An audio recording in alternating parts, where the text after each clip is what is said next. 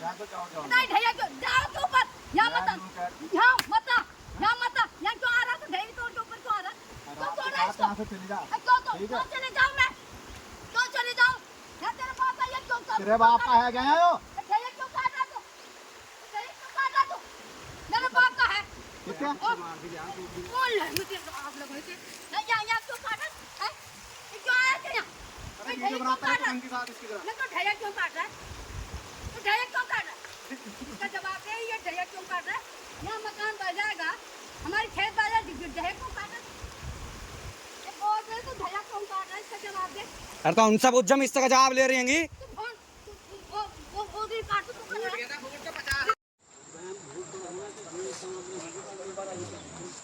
ना पहले एक बार ऐसा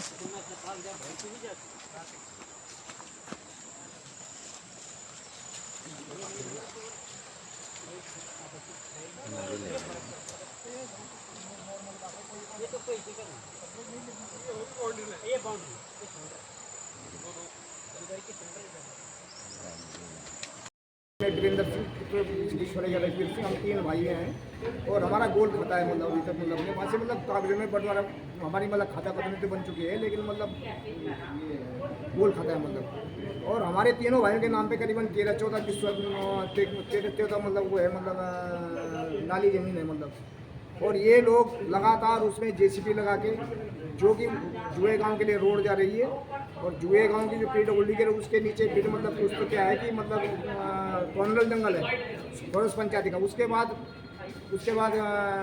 तहसील ज़मीन है उसके बाद हमारी ज़मीन है सर और उसमें से 8:30 बजे करीबन इन्होंने जबरदस्ती जेसीबी लगा दिया सर हमारा तो बिल्ली और जेसीबी लगा के सर लगाने के बाद मैं फिर एसडीएम साहब के पास आया मैंने यहाँ ऑर्डर लिखाया तो इन्होंने पटवारी ने तो बहुत अच्छी रिपोर्ट लिखी है तो एसडीएम से रिपोर्ट बोला मैंने कहा इस पर उन्होंने चालान के बिल लिखा है सब चीज़ मैंने आपके पास दे रखी है लेकिन ये फिर तो मारने की धमकी दे रहा लगातार कंटिन्यू जो वहाँ से मतलब जैसे काम कर रहा है फिर मारने की धमकी लेबर लोग दे रहे हैं वहाँ से एसडीएम साहब ने बोला उनके विरुद्ध चालानी कार्रवाई कर रहे हैं और उन पर अभी खुदा मैडम को बुलाया उन्होंने तहसीलदार साहब को बुलाया है। कौन लोग हैं ये जिनके क्या बन रहे हैं कुछ नहीं सर वहाँ पर ये मतलब अपना जमीन बेच रहा है वहाँ प्लॉटिंग कर रहा है मतलब नदी के किनारे उसमें भी बता रहे हैं कि कुछ घपला हो रखा है उसमें एक जो लोग आ रहे हैं कौन लोग हैं ये संदीप नेगी है सर मेरा गाँव का।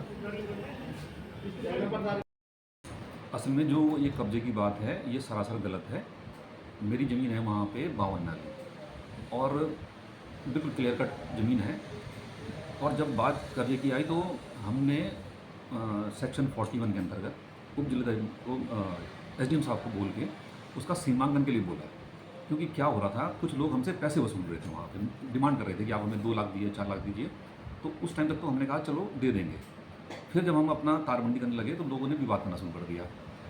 फिर इसमें एक ज्वाइंट टीम बनी जिसमें 2 कानून गो 2 पटवारी 1 अमीन और पुलिस की अभिरक्षा में ये पूरा सीमांकन हुआ और बहुत ही क्लियर कट रिपोर्ट है एसडीएम साहब के पास है आप कॉपी दे सकते हैं मैं कॉपी दे सकता हूँ आपको। तो कोई कब्जे का मैटर ही नहीं है। दूसरी बात यह है ये जुआ का मैटर नहीं है ये है कीमू सेरा और जुआ की सीमा लगी है। अब उसमें एक व्यक्ति है वीरेंद्र सिंह बिस्ट ये दावा करता है कि मैंने यहाँ से रोड नहीं जाने दी 20 साल पहले दी जबकि जो कीमू सेरा और एक गांव है बगल में हाँ उसमें एक रोड जा रही थी अप्रूव भी है और इसका थोड़ा सा खेत आ रहा था लेकिन इसका खेत जो है वो खेत नहीं है।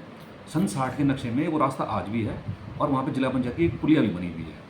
हम लोगों ने क्या किया क्योंकि नदी बहुत ज़्यादा आई तो लोग बहने का डर था तो हम लोगों ने वहाँ से अपना रास्ता शुरू किया आने जाने का तो कोई विवाद नहीं है। फिर झाड़ी काटने शुरू हुए तो ये आदमी आके विवाद करने लग गया।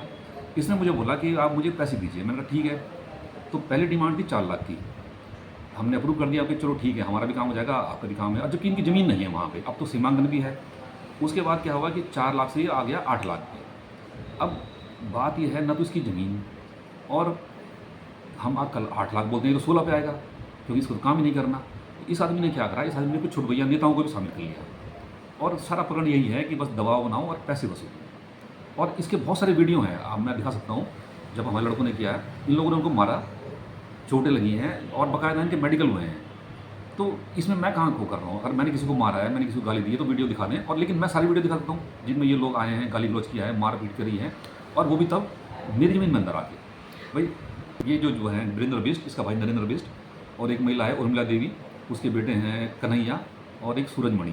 तो ये 5 लोग मिलके किसी न किसी को लाते रहते हैं। बीच में उन्होंने क्या किया, इन्होंने एसडीएम साहब को भी बोला कि साहब ये आदमी कब्जा कर रहा है और आप चलिए। एसडीएम साहब आए और उन्होंने नक्शा देखा।